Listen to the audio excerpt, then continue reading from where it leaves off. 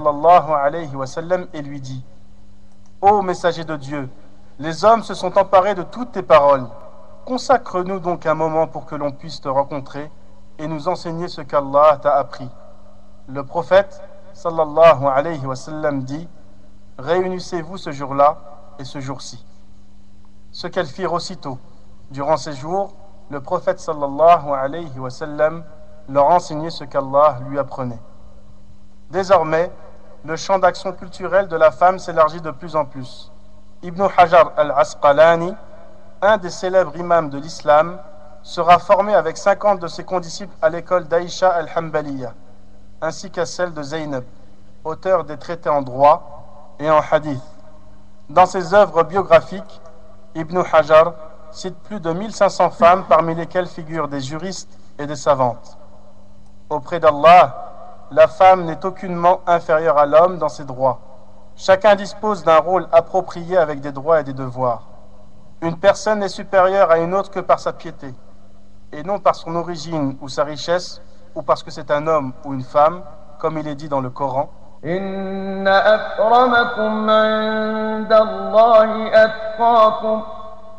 Certes, le plus noble d'entre vous auprès d'Allah est le plus pieux. Allah est certes omniscient et grand connaisseur.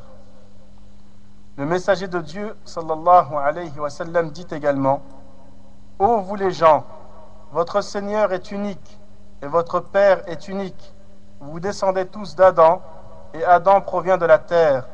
Assurément, le plus noble d'entre vous auprès d'Allah est le plus pieux, et l'arabe n'a pas plus de mérite que le non-arabe, sauf s'il se distingue par la piété. En somme, on peut se rendre compte que la femme n'est pas opprimée en islam. Et ceux qui prétendent le contraire sont soit des adversaires de la religion, moyennant la ruse et le mensonge pour en éloigner les gens, ou soit ce sont des ignorants qui suivent aveuglément et croient tout ce qui se dit, sans prendre la peine de vérifier ces informations. Par ailleurs, alors que l'islam nous inculque le bon comportement avec les femmes, certains musulmans n'agissent pas comme il convient. Bien que l'islam désavoue leurs attitudes, leur comportement contribue malheureusement à souiller cette religion, faire fuir les gens et créer par la même occasion des amalgames. Le prophète, sallallahu alayhi wa sallam, est la meilleure des créatures et un exemple pour tous. Il avait un comportement inégalable avec ses femmes. Il était doux, clément envers elles, il demandait leur avis, les aidait dans les tâches ménagères, plaisantait avec elles, ne levait pas la voix sur elles et ne les frappait pas. Il est un modèle pour tous. لقد كان لكم في رسول الله أسوة حسنة لمن كان يرجو الله واليوم الآخر وذكر الله كثيرا. En effet, vous avez dans le messager d'Allah un excellent modèle à suivre. Il n'y a qu'un islam. Son enseignement se fait à travers le Coran et la Sunna qui est la traduction du prophète, et non pas par les gens. Sinon, il y aurait autant d'islam qu'il y a d'individus, car chacun comprendrait l'islam à sa manière. En connaissant véritablement ce qu'est l'islam, on connaîtra alors les musulmans dans le vrai sens du terme, et on évitera ainsi les amalgames et les préjugés. La femme est une perle précieuse, il faut donc qu'elle se protège. C'est un trésor à la valeur inestimable. Il faut donc qu'elle se mette à l'abri des machiavéliques intentions. C'est pour cette noble raison qu'il lui a été demandé de se voiler. Son voile n'est autre que sa dignité. Dieu dit: يا أيها النبي قل لأزواجك وبناتك ونساء المؤمنين يدنين عليهن من جلابيبهن ذلك أدنى أن يعرفن فلا يؤذين وكان الله غفورا رحيما. Ô prophète, dis à tes épouses, à tes filles et aux femmes des croyants de ramener sur elles leur grand voile. Elles en seront plus vite reconnues et éviteront d'être offensées. Allah est celui qui pardonne et il est le très miséricordieux. Le voile permet à la femme de se protéger des turpitudes, d'être respectée et de préserver ainsi son honneur et sa pudeur. De même, Dieu dit: وقرن في بيوتكن ولا تبرجن تبرج الجاهلية الأولى. Restez dans vos foyers et ne vous exhibez pas à la manière des femmes d'avant l'islam. Dieu a conseillé aux femmes du prophète de rester chez elles, et cela est valable pour toutes les autres femmes. Mais cela ne signifie pas qu'elles doivent être emprisonnées chez elles à longueur de journée. Dans toute chose, il y a un juste milieu. En effet, le prophète sallallahu alayhi wa sallam n'enfermait pas la femme à la maison comme ils prétendent. Au contraire, il lui a permis de sortir lorsqu'elle avait des choses à faire, mais aussi pour rendre visite à ses proches et ses amis, pour rendre visite aux malades, etc. Il lui a permis également d'aller à la mosquée en disant: n'empêchez pas les femmes d'aller aux mosquées. De plus, le prophète sallallahu alayhi wa sallam aimait la compagnie de sa femme lors des invitations et les refusait si jamais l'inviteur n'admettait pas sa femme avec lui.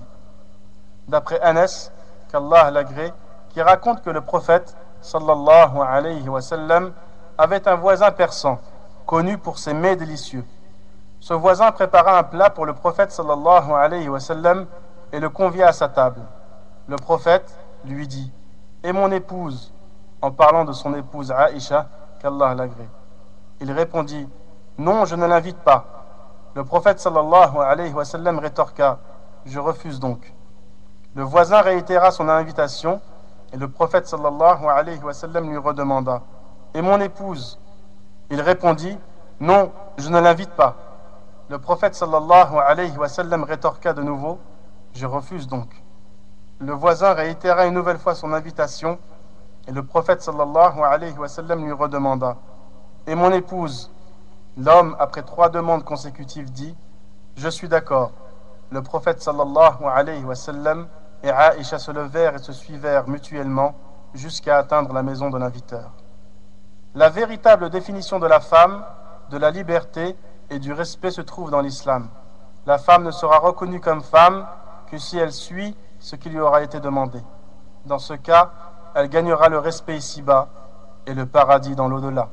Dieu dit: إن المسلمين والمسلمات والمؤمنين والمؤمنات والقانتين والقانتات والصادقين والصادقات والصابرين والصابرات والخاشعين والخاشعات والمتصدقين والمتصدقات والصائمين والصائمات والحافظين فروجهم والحافظات والذاكرين الله كثيرا والذاكرات أعد الله لهم مغفرة وأجرا عظيما. Les musulmans et les musulmanes, croyants et croyantes, obéissants et obéissantes, loyaux et loyales, ceux et celles qui endurent avec patience, ceux et celles qui se montrent humbles, ceux et celles qui donnent l'aumône, ceux et celles qui jeûnent, ceux et celles qui préservent leur chasteté, et ceux et celles qui se remémorent souvent Dieu, à tous, Dieu a préparé un pardon et une énorme récompense. Le prophète, sallallahu alayhi wa sallam, a dit à cet effet: si la femme prie ses 5 prières, jeûne son mois, préserve sa chasteté, écoute son mari, elle entrera au paradis par la porte qu'elle souhaite. Bernée par une idéologie qui prétend l'émanciper, mais en réalité la dévalorise, la femme doit se remettre en question. Suis-je réellement respecté et honoré?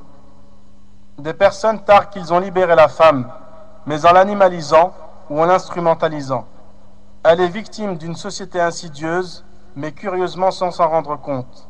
L'islam lui a donné sa véritable valeur, une position de respect et des droits sans équivalent.